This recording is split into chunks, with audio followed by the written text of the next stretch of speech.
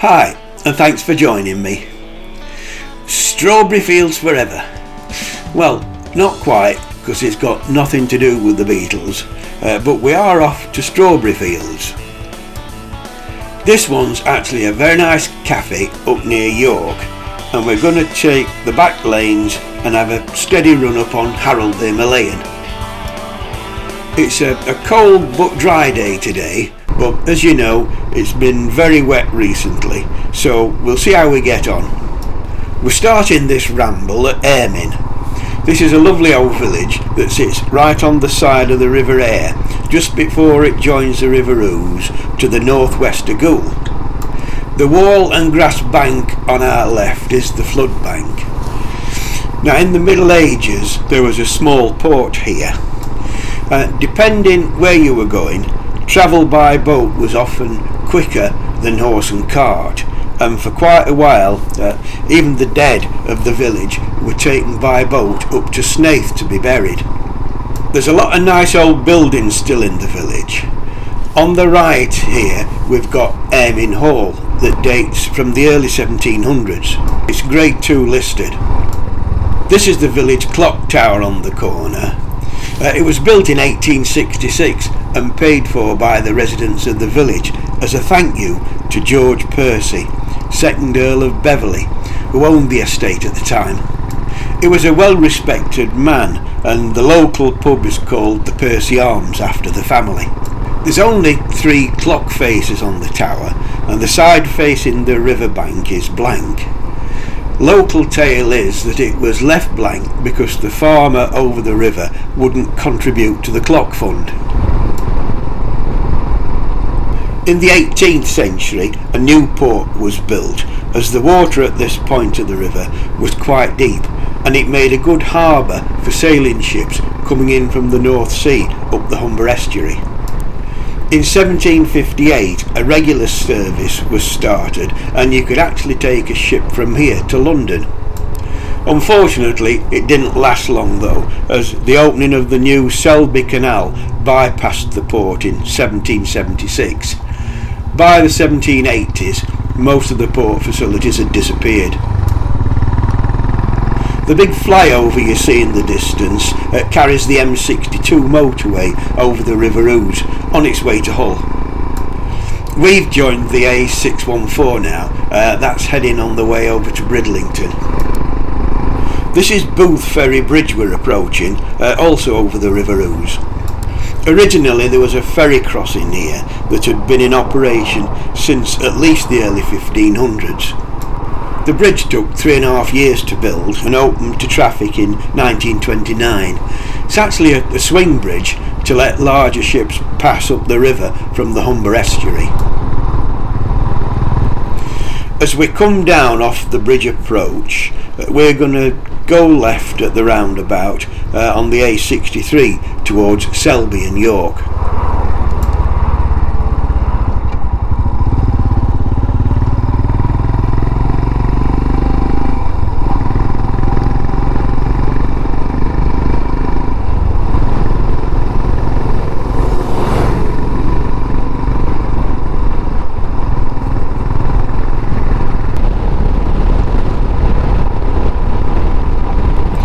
This bridge is taking us over the River Derwent.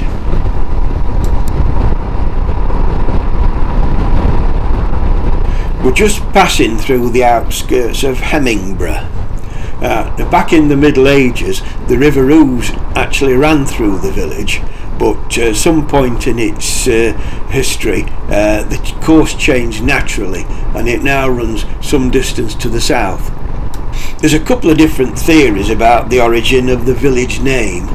One is that it comes from the Norse and was a fortified settlement or burg of a Viking called Hemmingra. Another says that it came from the Old English hemming, which was a fish weir. That would fit in with the old course of the River Ouse going through the village. Take your pick really, I just find these old explanations fascinating. It's also thought to be the home of 14th century writer Walter of Hemmingborough, who wrote an early history of England starting at the Norman Conquest. The book's now in the British Museum. We're turning off the main road now to head down some back lanes.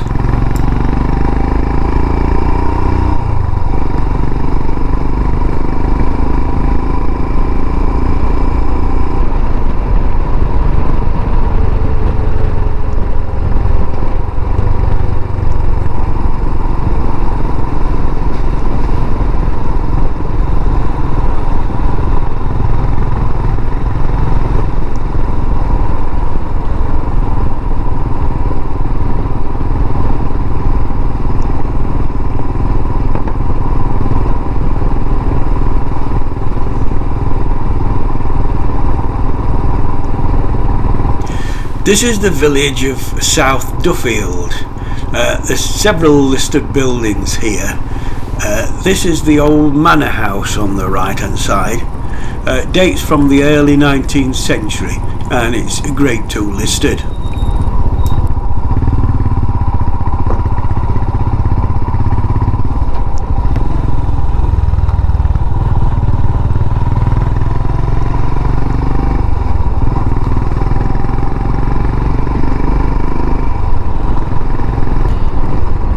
We're going to cross the A163 now at this junction.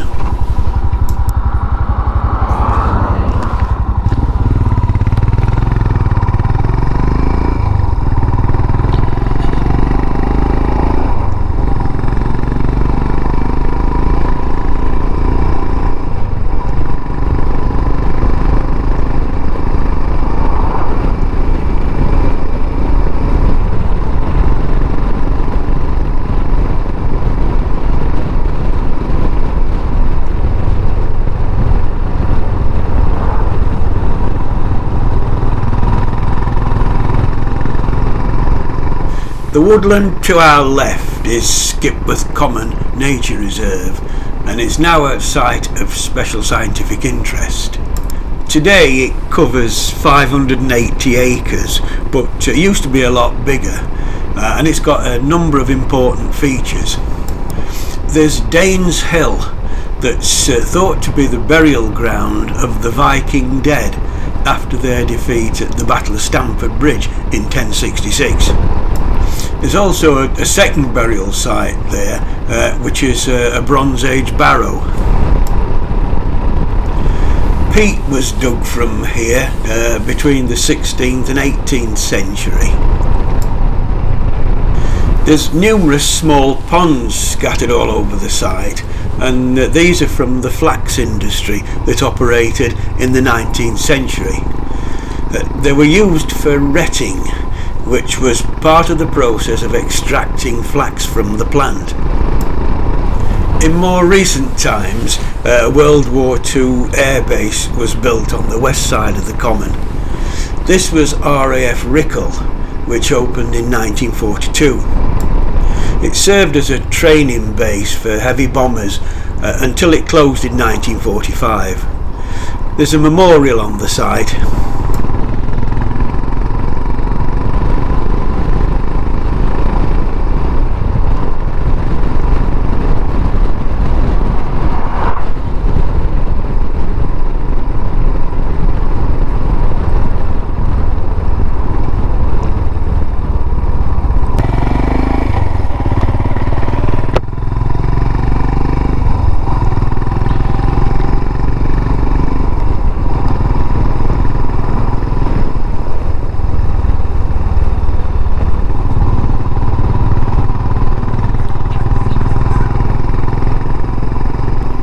This is the village of Skipworth. Now this is another pretty old one and it's mentioned in the Domesday Book. That's the village pub, the Drover's Arms on the right. As we come out the village, we're branching off to the right to head towards Elvington.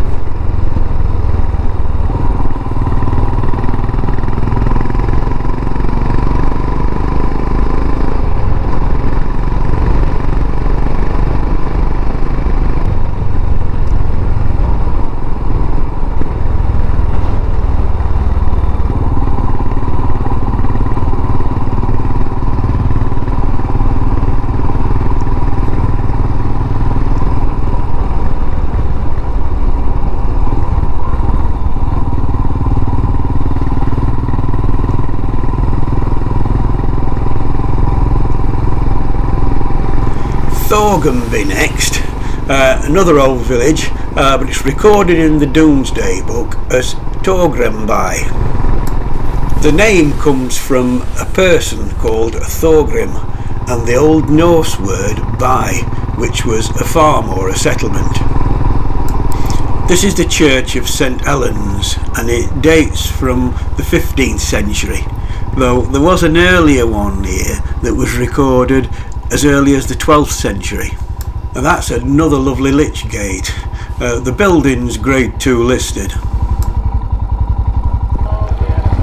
Directly opposite the church we've got Thorgunby Hall.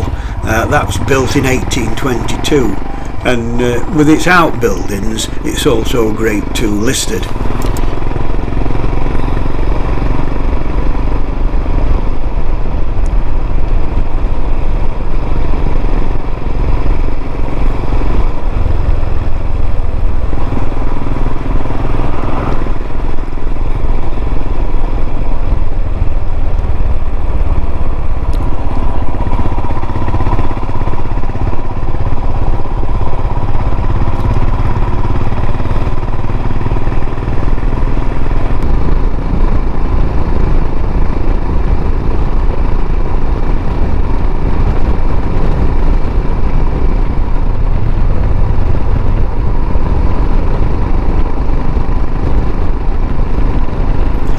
On the right we've got Weldrake Ings, which is another designated place of special scientific interest. This is 387 acres of nature reserve, which is mainly wetland. It's a natural floodplain of the River Derwent that flows through it, so in winter it's mainly flooded. There is public access and it's a popular place for bird watching.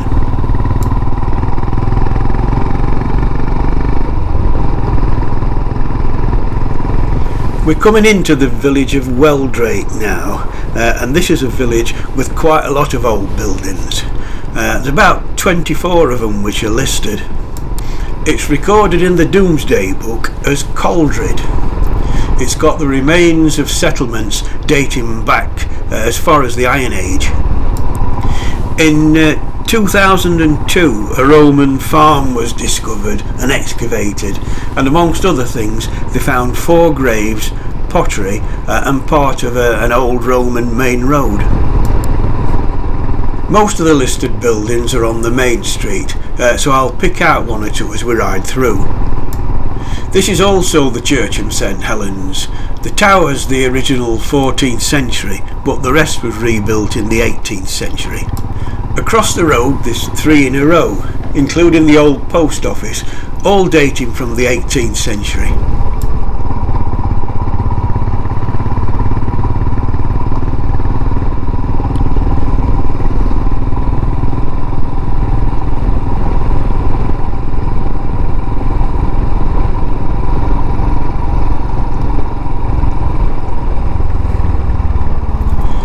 This half-timbered house is from the 16th century.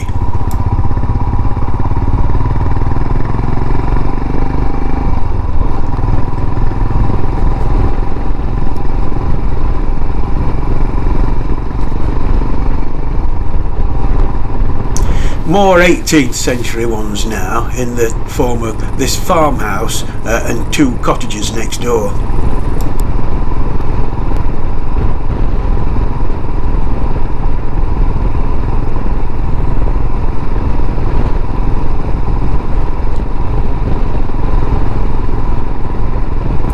That was Weldrake, a lovely village full of history and a lot of nicely preserved buildings.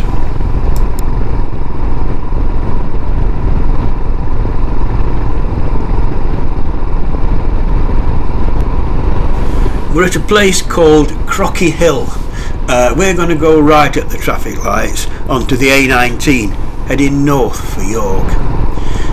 We're only going about a quarter of a mile because the cafe's just up here on the right.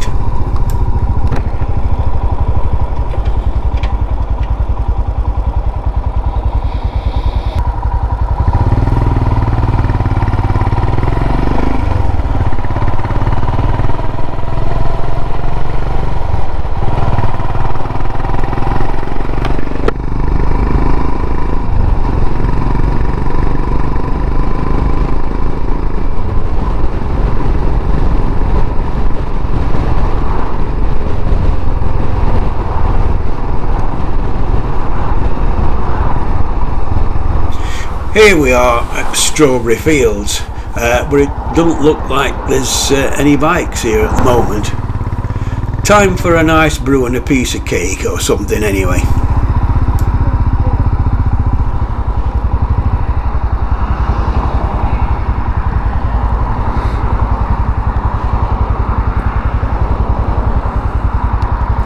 Now you know how it is when you've got everything planned out and it's all been going great.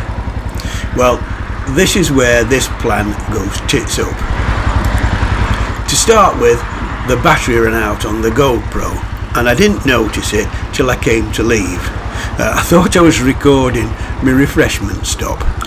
Anyway, swapped for a fresh battery, but then stupidly forgot to plug the remote mic back in, so the sound we get is from the built-in mic that really hates wind.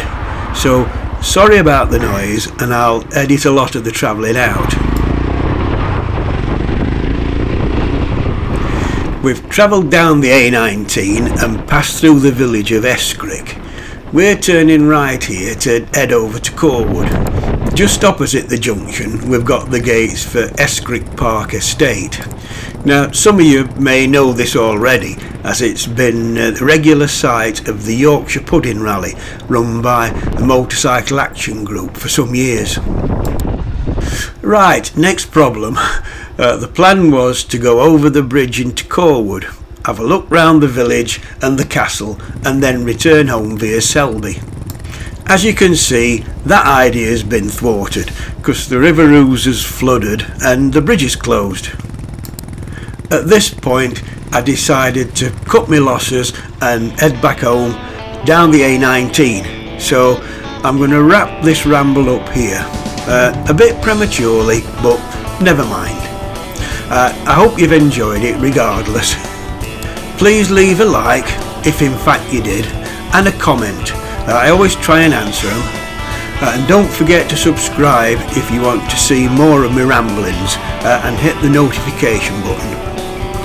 Hope to catch you on the next one, so cheers for now.